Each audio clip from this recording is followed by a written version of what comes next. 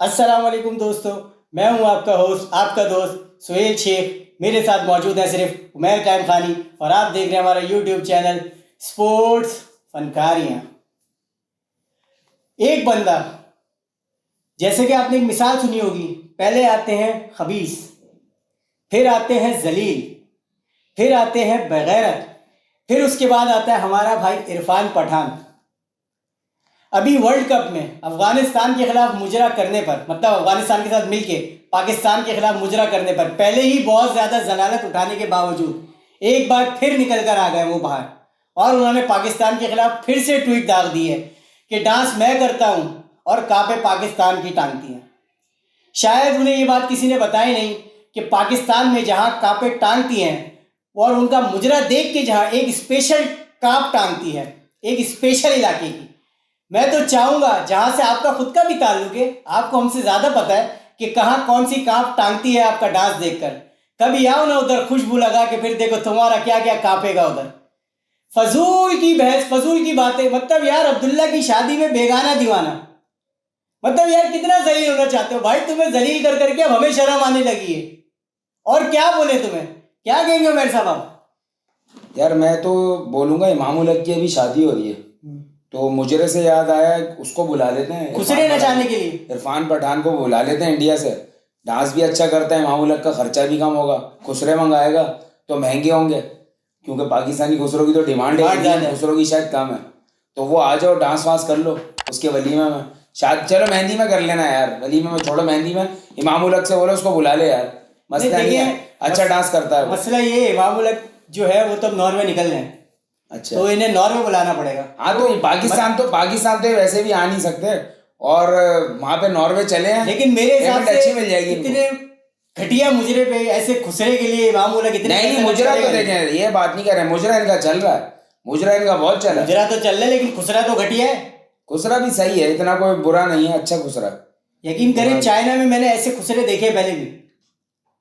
भाई मैं तो बड़ा तंग आ गया हूं इनसे। ये फजूल की बल्लियां ले लेते हैं। मेरी समझ नहीं आ रही कि आखिर इनको तकलीफ क्या है पाकिस्तान से। भाई तुम अपनी खुशी में खुश हो, हमें क्या मसला है? नाचो गाओ, मौज मस्ती। मैंने आपको एक बात पहले ही बताई थी, असल में उनका मसला ये नहीं है। देखें, हर इंसान को सस्ती शोहरत चाहिए होती है और फिर उसका मसला ये है कि उसने अपने आप को इंडियन साबित करना होता है, तो वो नॉर्मल इंडियन से ज़्यादा अपने आप को दिखाता है, ओवर एक्टिंग कर करना। पहले ही मैंने आपको बताया था, वो हद से ज़्यादा ओवर एक्टिंग कर जाता है बंदा। इतना बुरा तो और लोगों को भी नहीं लगता जितना उसको लग रहा होता।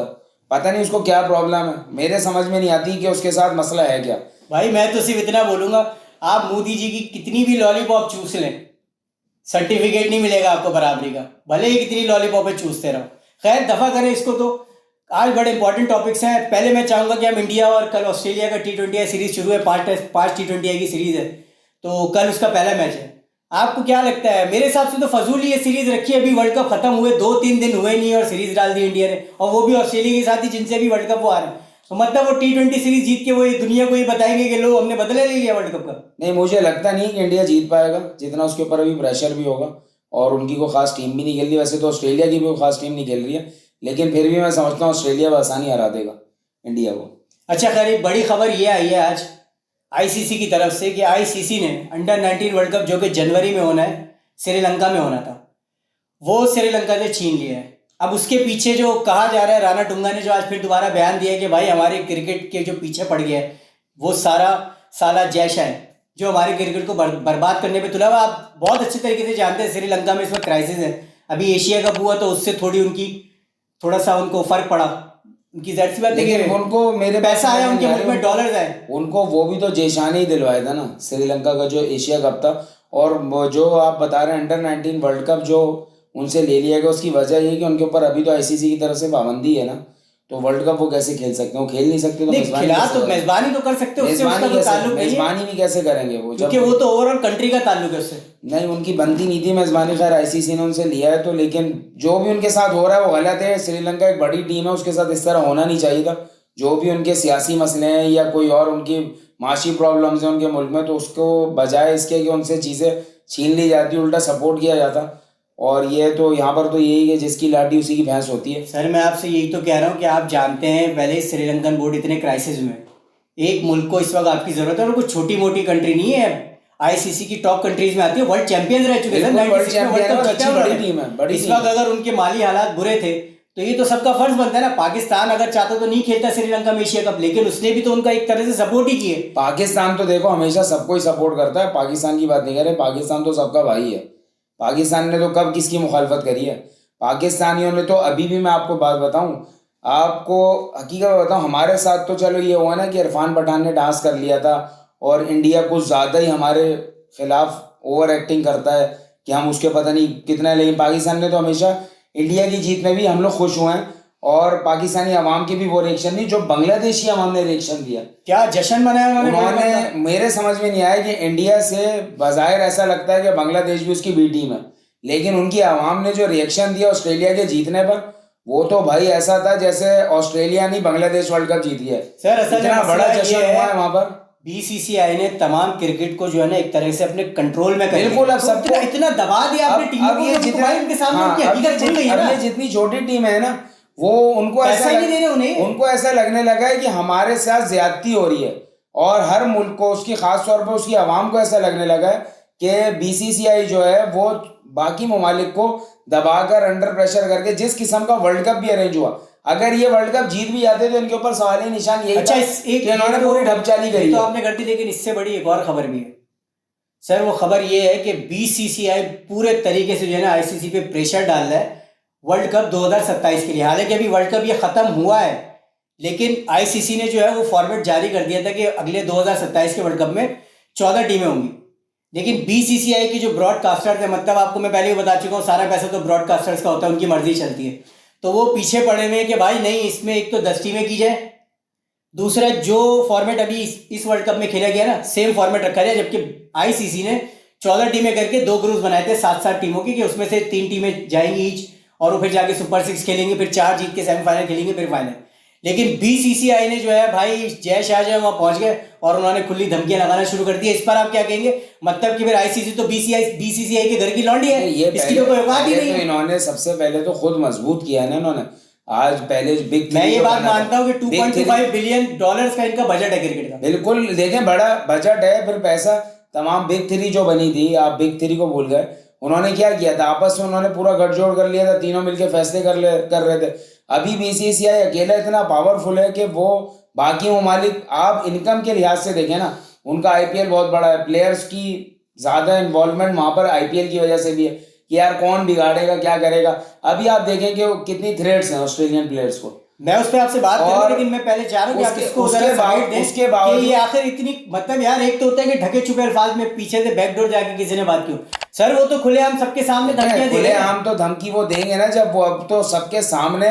मैंने आपको बताया कि तमाम जो ममालिक के अवाम है और उनकी टीम है, उनको नजर आ रहा है कि इंडियन जो है वो लॉबी पूरा खा रही है आईसीसी को। तो आप इसकी मिसाल ले लेना, पूरी दुनिया में क्या चल रहा है, आप जिसकी लाठी उसकी भैंस है। और ऑस्ट्रेलिया पहले अपने आप को बहुत बड़ा समझता था, अब ऑस्ट्रेलिया को भी इस कदर लगने लगा है कि बीसीसीआई अब। अच्छा, वो जो ट्रेविस हेड है जिन्होंने वर्ल्ड कप के अंदर एक खास तौर पे इंडिया को धचका दिया, एक तो सबसे पहले एक तो उन्हें आईसीसी की जो वर्ल्ड कप की जो टीम होती है उसके अंदर भी उन्हें नहीं रखा गया।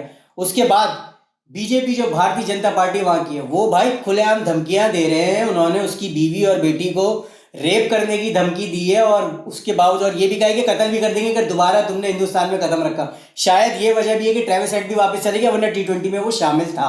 इस पर आप क्या कहेंगे? हरभजन सिंह इंडिया के एक जो आप जानते हैं बहुत अच्छे क्रिकेटर है, उन्होंने इसके खिलाफ आवाज उठाई है, बाकी इंडिया में किसी ने इसके खिलाफ कोई आवाज उठाई, बड़े से बड़े क्रिकेटर खामोश है। देखिए, इसके बारे में तो आपको मैं पहले ही बता चुका हूँ, असल में जो सबसे बड़ी इंतहा पसंदी है ना, वो खुद हिंदुस्तान में मौजूद है।